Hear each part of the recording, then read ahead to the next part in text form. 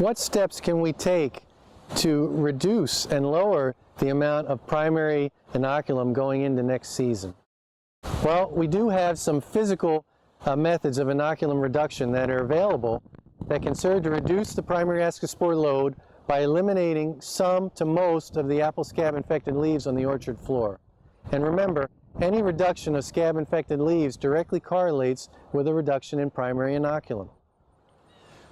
With all the scab management issues that we're facing because of fungicide resistance in Michigan and other parts of the Midwest and the eastern U.S., we need to increasingly utilize additional management options.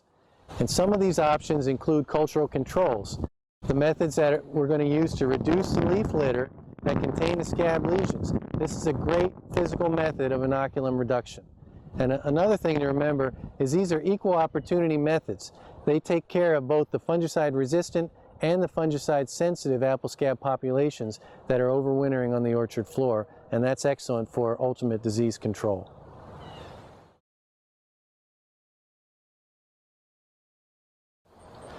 There are two main physical methods that we can use that are effective in removing this leaf litter inoculum. The first is the use of urea. Basically, we want to make up a 5% solution of urea, either using spray urea or greenhouse grade urea, and that's used to increase the breakdown of leaves. To make this spray solution, dissolve 40 pounds of urea in 100 gallons of water, and we're going to apply 100 gallons of water to the acre. When the urea solution is applied to the ground, you want to be sure to cover all ground surfaces, not just within the tree row. This is because apple leaves can also fall in between the rows, and we need coverage of all these leaves in the ground. So all the leaves within the row, all the leaves between the row. Your results in the breakdown of these leaves is going to be directly dependent on the proportion of fallen leaves that are sprayed. Basically, you want this coverage to be just like a carpet in the orchard. Urea will stimulate the microbial breakdown of leaves. Urea can also soften the leaves, which makes them more easily ingested by earthworms.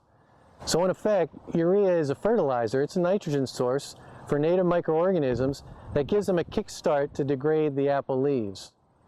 If the leaves are degraded, the scab fungus is as well.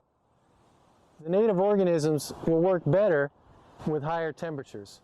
If we apply urea in November in the upper Midwest, it may not be as effective because that could be followed relatively quickly by freezing temperatures and snow cover.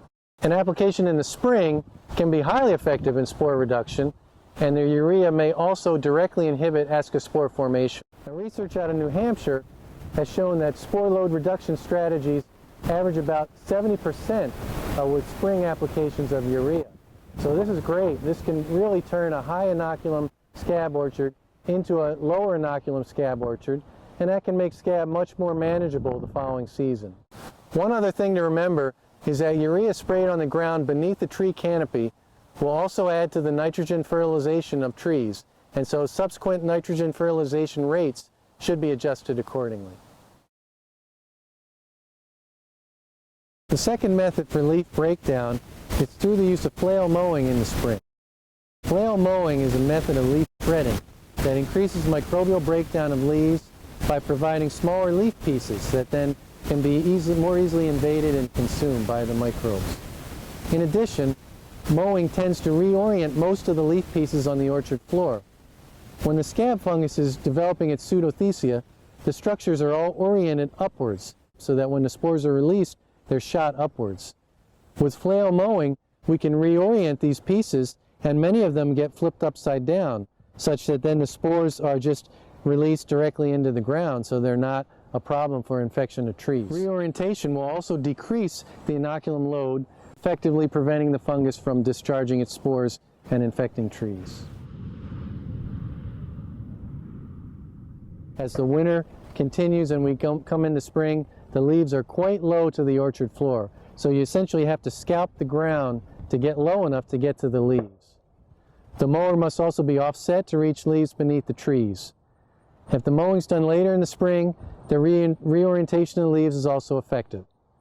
Prior to spring, those pseudothecia structures have not developed yet, so the reorientation would have no effect on that. So just to reiterate, with the issues of fungicide resistance that we're facing Currently in Michigan, throughout the Midwest, apple scab control will continue to get more and more difficult. Physical, cultural methods of disease control that target leaf litter and overwintering scab populations, they're great because they target both fungicide-resistant and fungicide-sensitive strains. More importantly, these methods are going to reduce the size of the scab population in the orchard, and that's a critical component for effective control of this disease.